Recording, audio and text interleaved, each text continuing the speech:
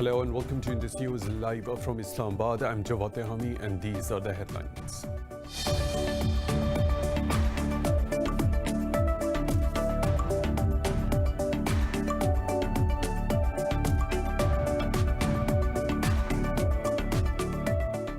Five soldiers have been killed in an attack on a National Directorate of Security checkpoint in Afghanistan's northern Balkh province.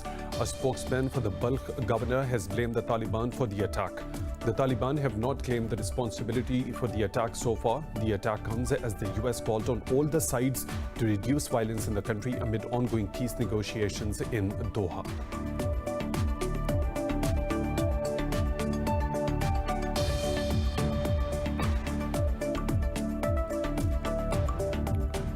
The coronavirus has infected over 31 million people, claiming more than 961,000 lives across the globe.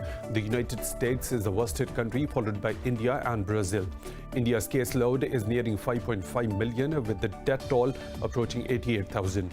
In Pakistan, 4 more people have lost their lives to the disease, with the death toll at 6,420.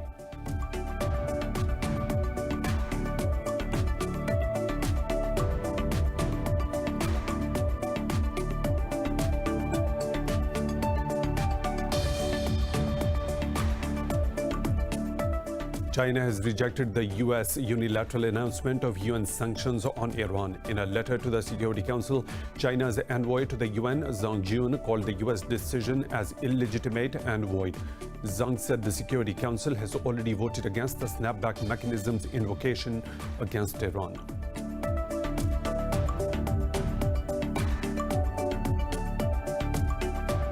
Belarus opposition leader Svetlana Tikhanovskaya has urged the EU to approve sanctions on officials accused of rigging last month's presidential election. Speaking to the media ahead of EU foreign ministers meeting in Brussels, she said Europe must not support the Belarusian government financially. A wave of protests has gripped Belarus since the controversial re-election of President Alexander Lukashenko last month.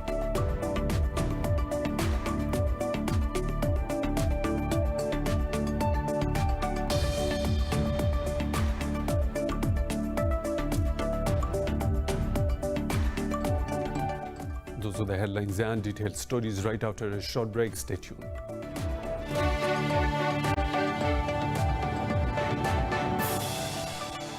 Welcome back, and now for the news in detail. We start our news bulletin from Afghanistan, where 5 soldiers have been killed in an attack on a National Directorate of Security checkpoint in northern Balkh province. A spokesman for the Balkh governor has blamed the Taliban for the attack. The Taliban have not claimed the responsibility for the attack so far. On Sunday, Afghan government officials confirmed civilian casualties in airstrikes on a Taliban base in Kunduz. However, the Taliban said 40 civilians were killed in the air raids. The spike in violence comes amid ongoing peace talks between the Taliban and the Afghan government in Doha. US envoy Zalmay Khalilzad is in a tweet on Sunday called on all the sides to reduce violence. China has rejected the U.S. unilateral announcement of UN sanctions on Iran. In a letter to the Security Council, China's envoy to the UN, Zhang Jun, called the U.S. decision as illegitimate and void. Zhang said Security Council has already voted against the snapback mechanism's invocation against Iran. He said Washington has no legal grounds to trigger the mechanism unilaterally, especially when it is no longer a party to the Iran nuclear deal. The envoy said that China is committed to upholding the efficacy of the nuclear deal and the authority of the Security Council resolutions. Earlier, the U.S. unilaterally declared to reimpose international sanctions lifted from Iran after the 2015 nuclear deal. Beijing has reiterated that Taiwan is an inalienable part of China and denied the so-called midline principle in the Taiwan Strait. The remarks followed a statement by Taiwan claiming its military has the right to self-defense and counter-attack amid harassment and threats.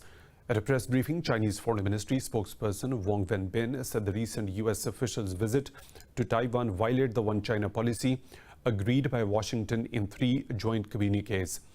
Wang urged the U.S. to abide by its commitment and stop any official contact with Taiwan. He said the move has seriously damaged the peace and stability of the Taiwan Strait. Earlier, Taiwan's Democratic Progressive Party's president said Beijing is a threat to the entire region. Japanese Prime Minister Yoshihide Suga and the US President Donald Trump have discussed to strengthen their alliance during a phone talk. This is Suga's first interaction as the new premier with the US President since taking the office. Speaking to the media afterwards, Suga said a mutual consensus was reached with Trump to further develop the bilateral ties. The new premier said the alliance of the two countries was the foundation of the regional peace and stability.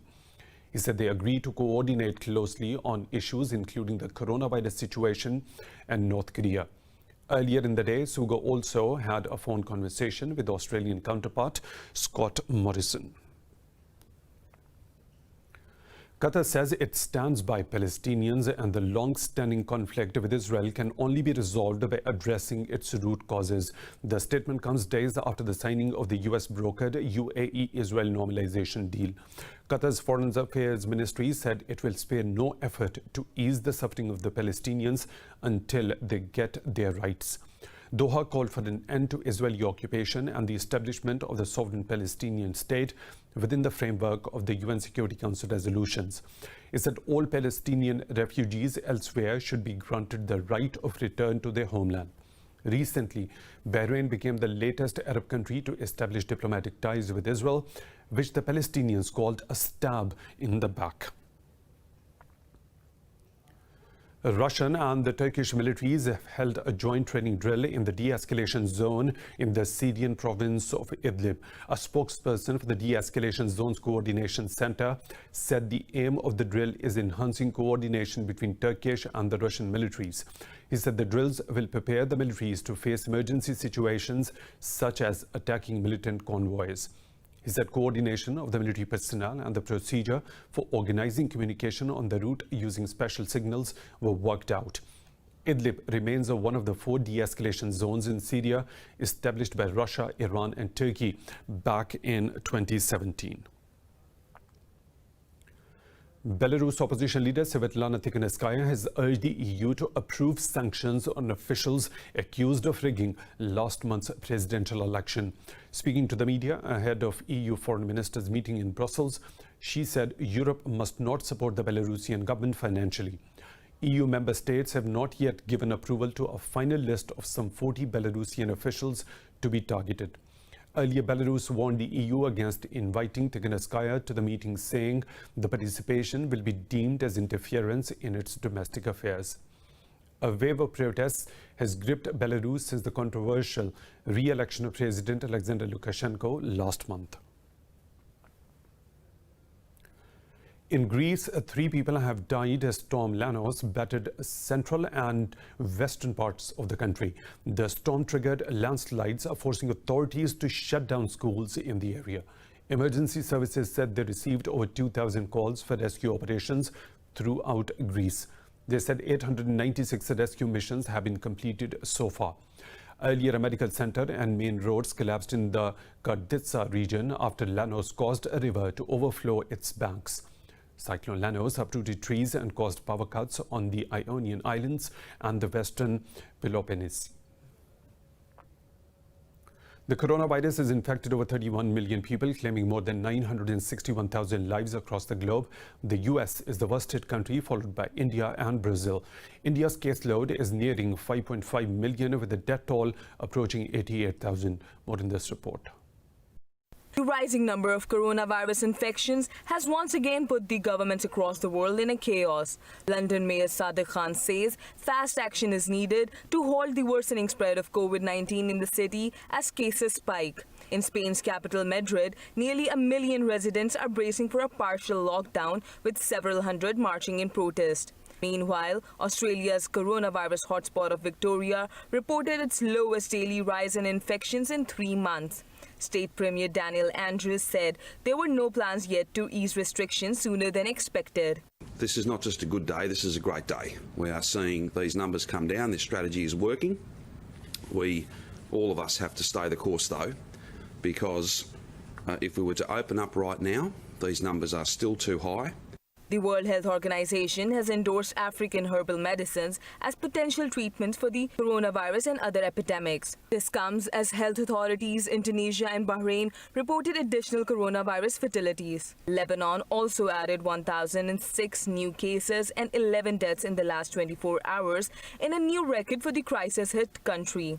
As the pandemic affects daily lives and economy, activists fear the virus may drive up child exploitation cases as well.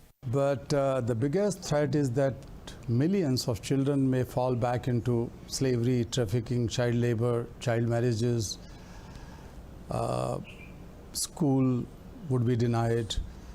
So it's a big threat. It never happened in my life, but neither in the lives of anyone in the past decades. So it's a very serious problem, especially for children. South Korea has extended level 2 social distancing for a week and may tighten limits for the Chuseok holiday when people traditionally reunite with families. Clinical trials of the new coronavirus vaccine proposed by a well-acclaimed international company will start in Pakistan this week. Chairman of the Prime Minister's Task Force on Science and Technology, Dr. Ataur Rahman, says the International Center for Chemical and Biological Sciences in Karachi has been approved for conducting the vaccine trials. Dr. Rahman said the COVID-19 vaccine will be available in the country next year between April and June, depending on the success of the trials. Meanwhile, 4 people have died from COVID-19 in the last 24 hours, bringing the country's death toll to 6,420. The Health Ministry says 633 people tested positive for the virus overnight. It said the country has 7,015 active cases with over 306,000 total confirmed cases. The ministry said over 292,000 people have recovered so far. India's parliament has passed new farm bill with opposition calling them anti-farmer and pro-corporate. Prime Minister Narendra Modi hailed the legislations, saying it was a watershed moment for agriculture in India. But Indian opposition said the new bills will diminish the farmers' bargaining power. 12 opposition parties also moved a no-confidence motion against the deputy chairman of the upper house of the parliament. They said Harvinash Narayan Singh violated the parliamentary procedures in trying to pass the farm sector bills in haste. World leaders are coming together via video link to mark the 75th anniversary of the United Nations. The commemoration will be held entirely online due to travel and congregation restrictions due to COVID-19. In an interview, UN Secretary General Antonio Guterres said the pandemic has exposed the world's fragilities. Guterres said he will tell the world leaders they need to work together at a time when there is a surplus of multilateral challenges and deficit of solutions. All the speeches by the representatives of the member countries will be broadcast in the General Assembly Hall. The theme of the 75th anniversary is "The Future We Want, the UN We Need," reaffirming our collective commitment to multilateralism. A youth plenary related to the 75th anniversary will also be held today. More stories to follow, but right after a short break. Stay tuned.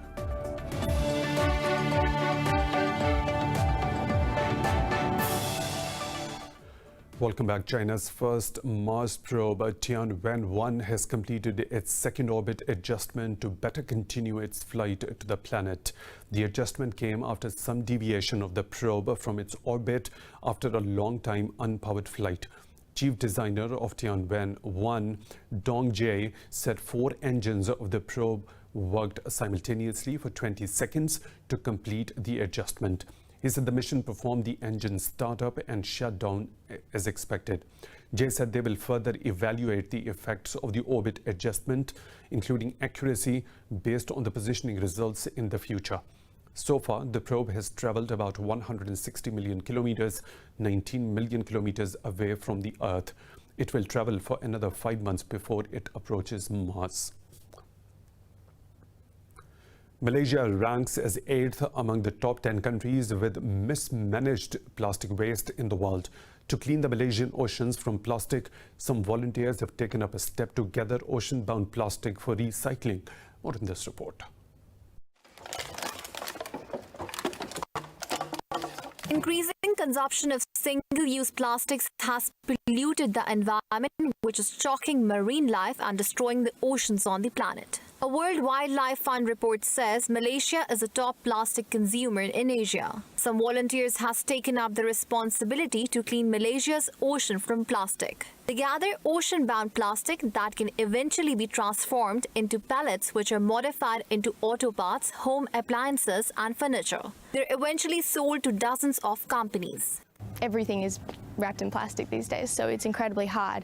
So with recycling, it's all well and good to, clean up the environment and recycle them into usable items that people can make money off, but it's never going to actually stop the situation if you don't tell people to stop using the plastic first and actually deal with the problem of it getting into the environment in the first place. Heng Hiap Industries is also working with environmentalists to collect and remove plastic waste from Malaysian waters. It recycles 60,000 tons of plastic each year.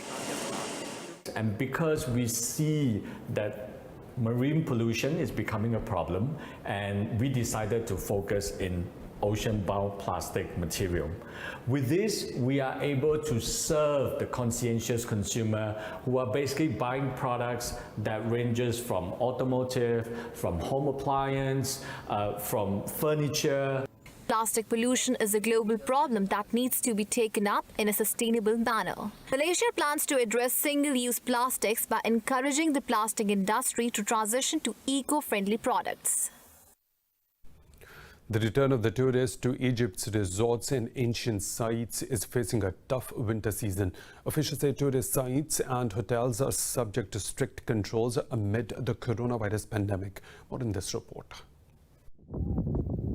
The reopening of pyramids of Giza after a coronavirus break witnessed just a handful of tourists. Those entering the country are required to take PCR tests. As sites in Luxor across the River Nile from the Valley of the Kings reopened on September 1st, a single group of only 12 tourists visited. This year, 10% less tourists than the last year visited the country.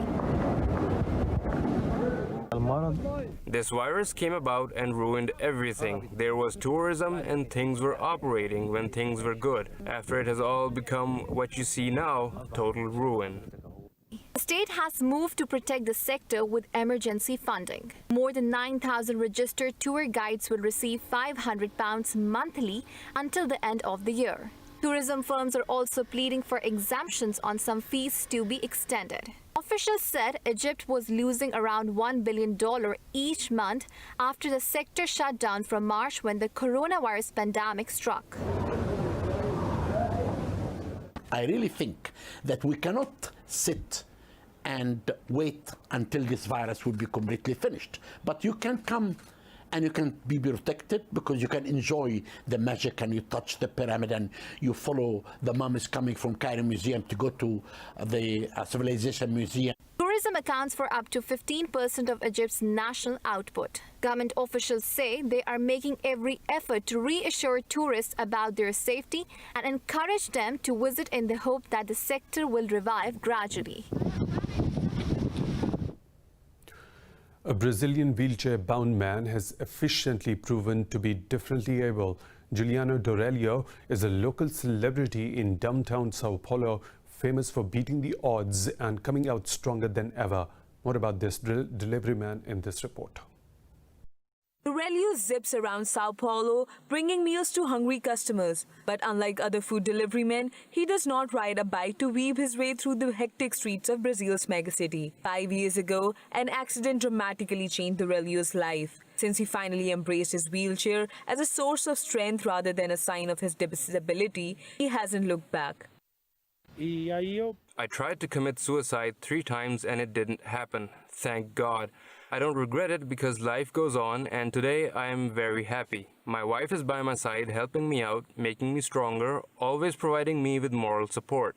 When my life changed, after accepting that I would live in a wheelchair, I remember I looked at the wheelchair and spoke to it. If I'm going to live with you, then I'm going to live. I want to see if you can handle me because I'm going to handle you. I want to see if you can take me. Dorelio says he raised about $2,200 to adapt his motorbike to fit his wheelchair and in preparation for his job as a delivery man. He has been delivering food for some 6 months now, just about when the pandemic brought much of Brazil to a halt. But he is thankful for the daily grind of his job for getting him through tough times economically and emotionally. The job of a delivery man is not made for us wheelchair users. I am in this situation today working as a delivery man, overcoming obstacles, overcoming challenges, because us wheelchair users are not useless. We are not disabled, we are able to do things, we are capable of everything. We just have to run after it. The deliveryman says he has never been discriminated against and nobody has ever treated him disrespectfully. He is not getting too rich, but his life has been on the up. Around 270 whales have stranded on a sandbar off the remote west coast of the Australian island of Tasmania. Marine biologists have started rescuing them. Officials said at least 25 of the pilot whales have already died. Pilot whales are a species of oceanic dolphin that grows 7 meters long and can weigh up to 3 tons. Tasmania's Department of Water and Environment said the whales were stranded in 3 groups in shallow water at Macquarie Heads. Scientists had first thought the mass stranding involved about 70 whales when it was viewed from the air, but a closer inspection revealed the larger number. The long frozen region Arctic is shifting to an entirely new climate regime after facing escalating trends of ice melting, temperature rise and rainfall delays. The recent ice melting is expected to be the second lowest expense in 4 decades of record keeping. Details in this report. Over the past 30 years, the Arctic has warmed at roughly twice the rate than the entire globe, a phenomenon known as Arctic amplification. Most scientists agree that this rapid warming is a sign of human-caused climate change driving up temperatures of Arctic Circle. The solid ice cover has been shrinking to new lows in recent years. Scientists aboard a Greenpeace research vessel say the dwindling ice cover means an uncertain future for animals like seals and polar bears. It just shows us how rapidly and how profoundly this area is changing. And the Arctic is an incredibly special habitat for so many species. So we know that the distributions of these species is going to change. Some species, unfortunately, will die out in years to come, and others will invade this area. And we really don't know what the impact of these changes are going to be in the future. A recent study revealed this year Arctic sea ice lost about 2/3 of its bulk. Much of the thicker ice layer built up over years has long since melted away. Ice coverage is about 31% lower than in a decade after 1979. The numbers that we're getting in terms of the decrease in sea ice extent every single year put us pretty much on red alert in terms of the level of worry that we have, our concern for the stability of this environment. Environment experts say changes are occurring faster than climate models have ever predicted. Implementing the necessary reductions in greenhouse gas emissions and reducing global warming are essential to ensure sea ice-packed Arctic.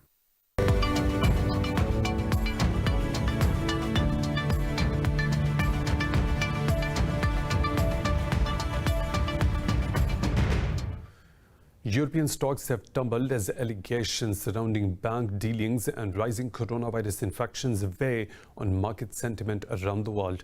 The pan-European stock 600 dropped 2%, with banks plummeting over 4.5% and travel stocks falling nearly 5%. London's FTSE plunged over 3%, while Italy's FTSE MIB slid almost 3%. Frankfurt's DAX lost nearly 3%. In Paris, the CAC 40 also dived nearly 3%.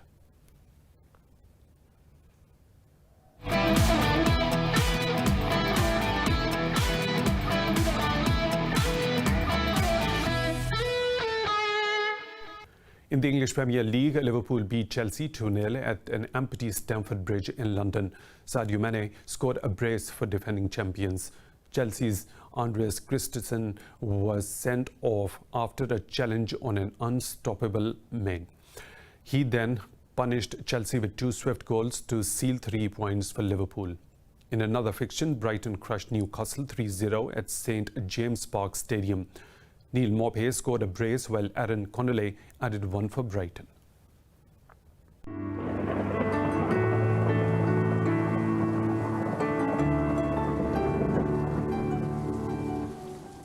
And now the weather situation from around the globe.